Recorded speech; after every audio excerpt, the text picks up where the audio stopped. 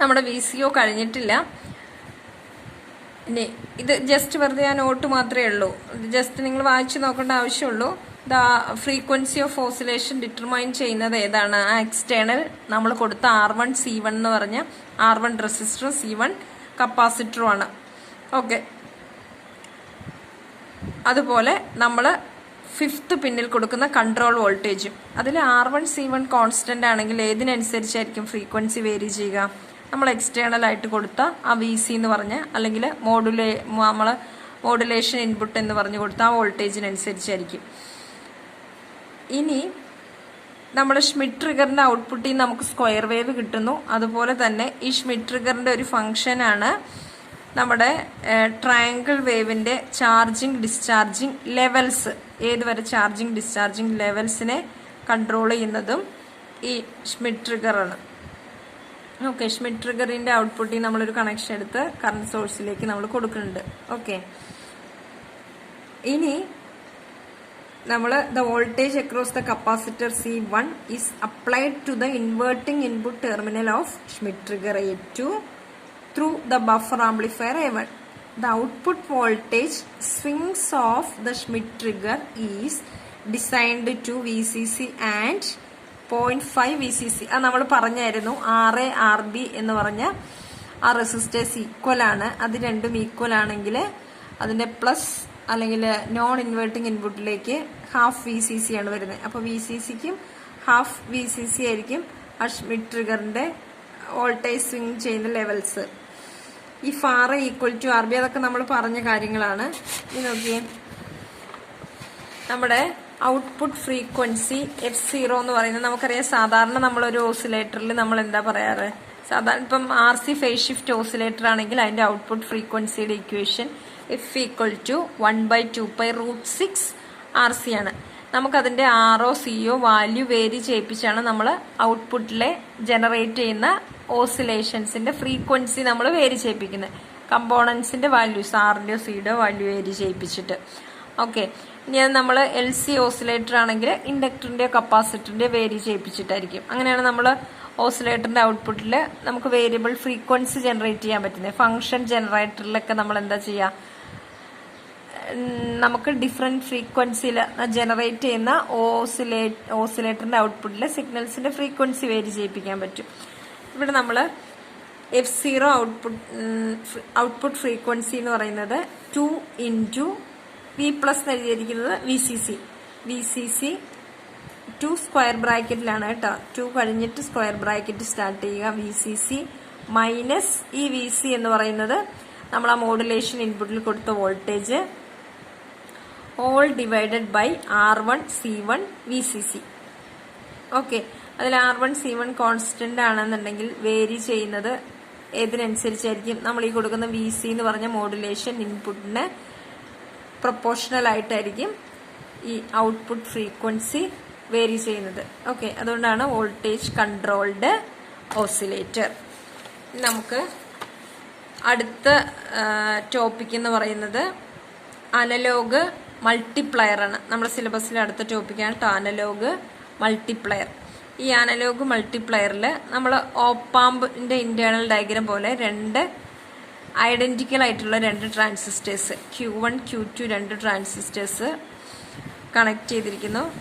ഈ ട്രാൻസിസ്റ്ററിന്റെ ബേസ് തമ്മിൽ ഷോർട്ട് ചെയ്തിരിക്കുന്നു. Q3 എന്ന് പറഞ്ഞ ട്രാൻസിസ്റ്റർ ഈ Q3 ട്രാൻസിസ്റ്ററിന്റെ കളക്ടറാണ് ഈ രണ്ട് ബേസിലേക്കുമായിട്ട് കണക്ട് ചെയ്തിരിക്കുന്നത്.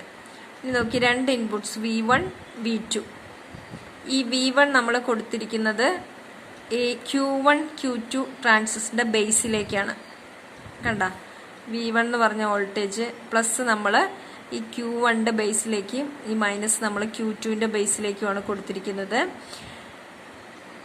ഇനി കളക്ടറിൽ കൂടെ പാസ് ചെയ്യുന്ന കറണ്ടാണ് IC1 IC2 എന്ന് കാണിച്ചിരിക്കുന്നത്. ഈ IC1 IC2ന്റെ ഡിഫറൻസ് ആണ് ഡെൽറ്റ IC. Q1 Q2ന്റെ രണ്ട് എമിറ്റർ ഷോർട്ട് ചെയ്തിരിക്കുന്നു. അതിലേക്ക് Q3യുടെ കളക്ടർ കണക്ട് ചെയ്തിരിക്കുന്നു. Q3യുടെ എമിറ്റർ R എന്ന് പറഞ്ഞ റെസിസ്റ്റർ വഴി ഗ്രൗണ്ട് ചെയ്തിരിക്കുന്നു. Q3 ട്രാൻസിസ്റ്ററിന്റെ ബേസിനും ഗ്രൗണ്ടിനും അക്രോസ് ഉള്ള വോൾട്ടേജ് ആണ് V2 എന്ന് പറഞ്ഞ വോൾട്ടേജ്. ഓക്കെ, ഇനി നമ്മളിതെങ്ങനെ അനലോഗ് മൾട്ടിപ്ലയർ എന്നാണ് പറഞ്ഞിരിക്കുന്നത്. മൾട്ടിപ്ലയർ എന്ന് പറയുമ്പോൾ എന്താണ്? പ്രോഡക്റ്റാണ്. അപ്പം നമ്മൾ എന്തായിരിക്കും പറയാൻ പോകുന്നത്?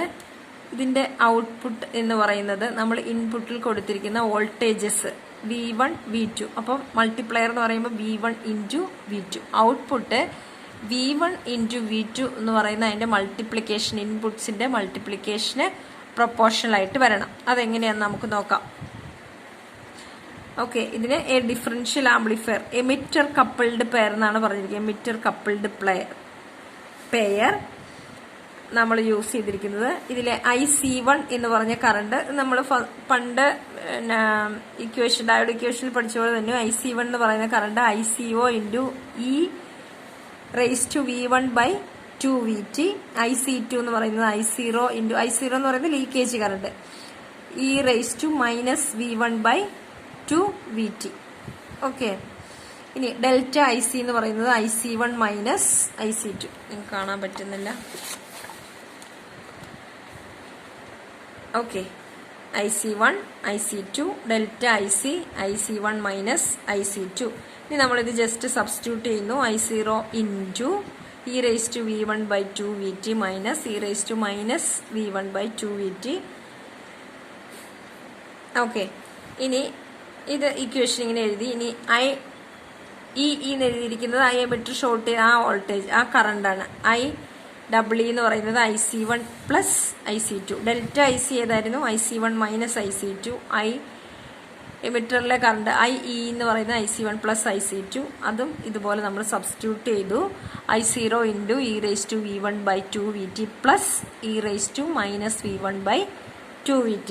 ഇനി നമ്മൾ എന്ത് ചെയ്തു? ഡെൽറ്റ IC, ഇപ്പം നമ്മൾ ആദ്യം കണ്ട ആ ഡെൽറ്റ IC ഉണ്ടോ, ഇത് IC1 മൈനസ് IC2 എന്നുള്ള delta IC divided by IE എന്ന് എഴുതി. ഓക്കെ, അപ്പം അതെങ്ങനെ വന്നു?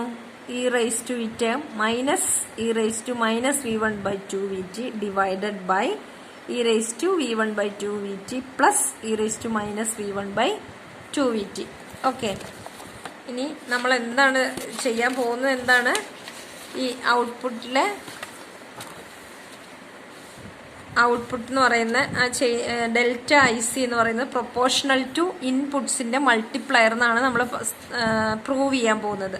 അപ്പോൾ നോക്കിയാൽ ഡെൽറ്റ IC ബൈ IEE എന്ന് പറയുന്നത് നമുക്ക് sign H of V1 by 2VT നമ്മൾ ജസ്റ്റ് സബ്സ്റ്റിറ്റ്യൂട്ട് ചെയ്തേ cos h of V1 by 2VT. Okay, ഇനി ഡെൽറ്റ IC നമുക്ക് സൈൻ ബൈ കോസ് ടാൻ ആണ്. അപ്പോൾ നമ്മൾ tan h of V1 by 2VT എന്ന് എഴുതി. Okay, if V1 by 2VT very very less than 1, അങ്ങനെയാണെങ്കിൽ വെരി വെരി ലെസ് ദാൻ 1 ആണെങ്കിൽ delta IC equal to tan h of എന്ന് പറയുന്നത് 1 വന്നു. IEE into V1 by 2VT എന്നതായി equation. Okay, ഇനി അതിൽ V2 എന്ന് പറയുന്നത് VBE പ്ലസ് നമ്മൾ ആ സർക്യൂട്ടിൽ നോക്കിക്കേ, ഈ V2 എന്ന് പറയുന്ന വോൾട്ടേജ് VBE പ്ലസ് ഈ ആറിന് അക്രോസ് ഉള്ള ഡ്രോപ്പാണ് V2 എന്ന് പറയുന്നത്. ഓക്കെ, അതാണ് ഇവിടെ ഇരിക്കുന്നത്. V2 equal to VBE plus IEE into R. Okay, ഇനി അതിൽ നമ്മൾ IE എഴുതുമ്പോൾ V2 minus VBE by R. നമുക്കറിയാം VBE എന്ന് പറയുന്നത് ഒരു സ്മോൾ ഡ്രോപ്പേ ഉള്ളൂ, വോൾട്ടേജ് ഡ്രോപ്പേ ഉള്ളൂ. Since V2 very very greater than VBE, നമ്മൾ VBE നെഗ്ലക്റ്റ് ചെയ്യുന്നു. അപ്പം IEE പ്രൊപ്പോർഷണൽ ടു V2 എന്ന് വരും. ഓക്കെ, അപ്പം നമ്മൾ ഇതിവിടെ സബ്സ്റ്റിറ്റ്യൂട്ട് ചെയ്താൽ from equation 1 delta IC is proportional to V1 into V2. Okay, അതായത് ഇവിടെ നോക്കിയേ, delta IC is equal to IE into V1 by 2VT എന്ന് പറയുന്നു. ഇത് കോൺസ്റ്റന്റ് ടൈമാണ് ഈ 2ഉം VT എന്ന് പറയുന്നത്. IEക്ക് പകരം നമ്മൾ V2 എന്ന് ഇടുന്നു. അപ്പോൾ എന്താണ്? V2 ഇൻറ്റു V1 ആണല്ലോ. Delta IC is proportional to V1 into V2. അതായത് നമ്മൾ ഇവിടുത്തെ ഔട്ട്പുട്ട് എന്ന് പറയുന്നത് ഈ IC1 മൈനസ് IC2 കറണ്ടാണ് വരുന്നത്. അപ്പോൾ ഔട്ട്പുട്ട് എന്ന് പറയുന്നത് proportional to multiplier of inputs. Okay, അതാണ് അനലോഗ് ടോപ്പിക്. എന്താണ് അനലോഗ് മൾട്ടിപ്ലയർ. ഓക്കെ.